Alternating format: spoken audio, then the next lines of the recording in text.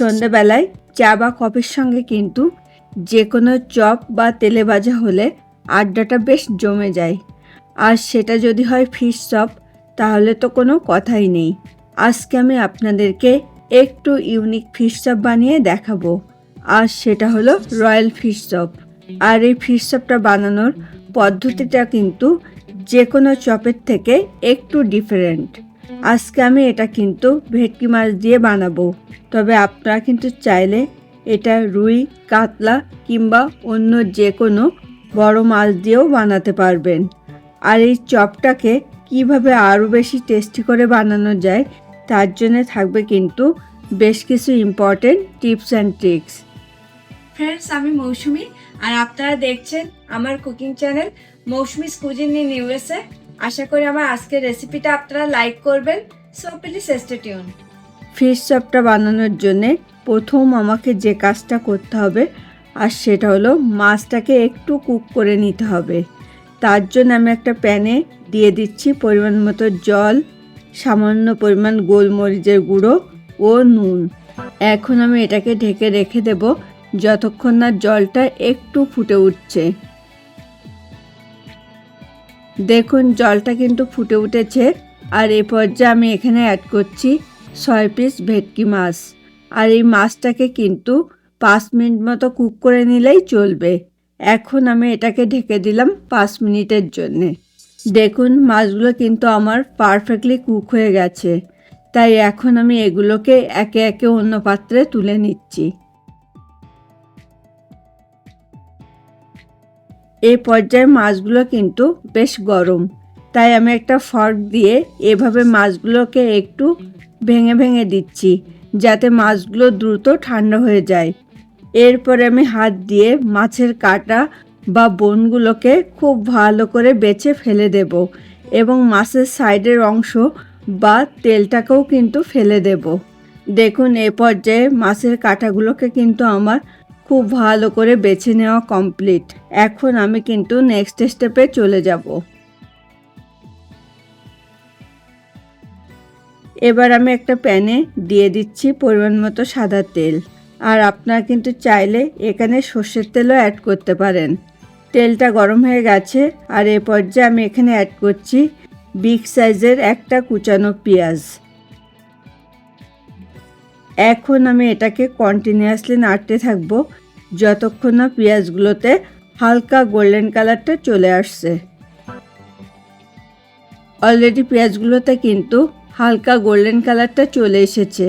আর এ পর্যায়ে আমি এখানে একে একে অ্যাড করছি 1 টিস্পুন আদা পেস্ট, 1 টিস্পুন রসুন পেস্ট, 1/3 টিস্পুন গোলমরিচের গুঁড়ো, স্বাদ মতো নুন ও সামান্য পরিমাণ জল। এখন আমি মশলাটাকে এমনভাবে কষিয়ে নেব যাতে মশলাগুলো থেকে কাঁচা স্মেলটা চলে যায়। এরপরে আমি এখানে অ্যাড করছি আগে থেকে কুক করে রাখা সেই মাছের কিমাটা। আর আমার আজকের এই রেসিপিটা আপনাদের ভালো লাগলে কিন্তু প্লিজ ভিডিওটাতে একটা লাইক এবং কমেন্ট করতে অবশ্যই ভুলবেন না। আর এ পর্যায়ে আমি এখানে অ্যাড করছি 3টে কুচানো কাঁচা লঙ্কা ও 1 টেবিল স্পুন টমেটো সস।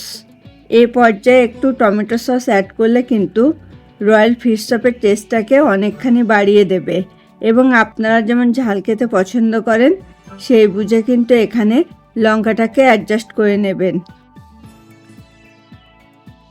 এবার আমি রয়্যাল ফিশ চপের টেস্টটাকে একটু বাড়ানোর জন্যে এখানে একটা এগ অ্যাড করে আবারও এটার সঙ্গে খুব ভালো করে মিশিয়ে নিচ্ছি। সবশেষে আমি এখানে অ্যাড করছি 1 টেবিল স্পুন লাইম জুস ও পরিমাণ মতো কুচানো ধনেপাতা। আর আপনারা যদি ধনেপাতাটা লাইক না করেন তাহলে কিন্তু স্কিপ করে যাবেন। তবে আমার কাছে মনে হয় স্পেশালি রয়্যাল ফিশ চপে যদি একটু ধনেপাতা ও লাইম জুস অ্যাড করা হয় তাতে করে কিন্তু চপের টেস্টটা বহুগুণে বেড়ে যায়। এ পর্যায়ে মাছের কিমাটা কিন্তু আমার কুক করে নেওয়া কমপ্লিট। এখন আমি এটাকে অন্য পাত্রে তুলে নিচ্ছি। আর কিমাটা একটু ঠান্ডা হয়ে গেলে তারপরে আমি কিন্তু নেক্সট স্টেপে চলে যাব। কিমাটা কিন্তু ঠান্ডা হয়ে গেছে। আর এই পর্যায়ে আমি পরিমাণ মতো কিমা নিয়ে একে একে চপের শেপ দিয়ে নিচ্ছি। আর এই চপের কিন্তু বিভিন্ন রকমের শেপ হয়। আজকে আমি কিন্তু একটু লম্বাকৃতির শেপ দিয়ে নিচ্ছি। সেম ওয়েতে আমি কিন্তু বাকি সবগুলো শেপ দিয়ে নেব। দেখুন চপগুলোকে কিন্তু আমার শেপ দিয়ে নেওয়া কমপ্লিট। এখন আমি কিন্তু নেক্সট স্টেপে চলে যাব। এবার আমি এখানে 3টে ফ্যাটানো এগ ও পরিমাণ মতো ব্রেড ক্রাম্বস নিয়েছি। প্রথমে আমি চপটাকে ফ্যাটানো এগের ভেতরে দিয়ে ডিপ করে নিয়ে তারপরে আমি ব্রেড ক্রাম্বসে কোট করে নিচ্ছি। আর এভাবে করে কিন্তু আমি এটাকে 2বার কোডিং করে নেব, যাতে বাইন্ডিংসটা খুব ভালো হয়। তবে আপনারা কিন্তু চাইলে কোডিংটা একবারও করে নিতে পারেন। সেম ওয়েতে আমি কিন্তু বাকি সবগুলোকেও রেডি করে নেব। দেখুন চপগুলোকে কিন্তু আমার কোডিং করে নেওয়া কমপ্লিট। এখন আমি অর্ধেক পরিমাণ চপকে কোডিংটা একটু সেট হওয়ার জন্যে 30 মিনিট মতো নর্মাল ফ্রিজে রেখে দেব। আর বাকি অর্ধেক চপগুলোকে কিন্তু আমি স্টোর করে রাখবো। এখন আমি বাকি অর্ধেক চপগুলোকে স্টোর করে রাখবো।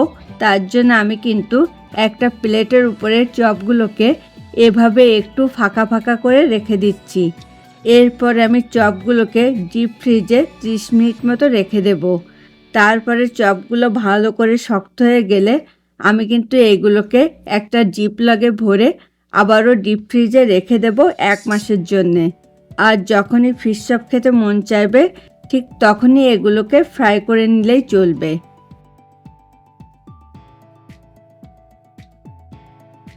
আমি আগে থেকে কিন্তু একটা ফ্রাইং প্যানে পরিমাণ মতো তেল গরম করে রেখেছি।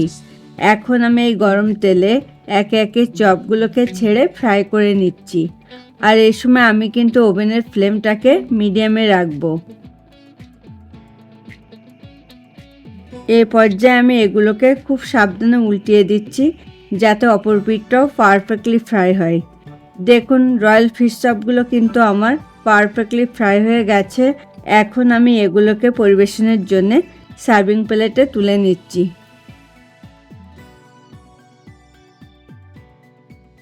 ফ্রেন্ডস, আপনারা যারা প্রথম আমার চ্যানেলটাতে ভিজিট করছেন প্লিজ আমার চ্যানেলটাকে সাবস্ক্রাইব করুন।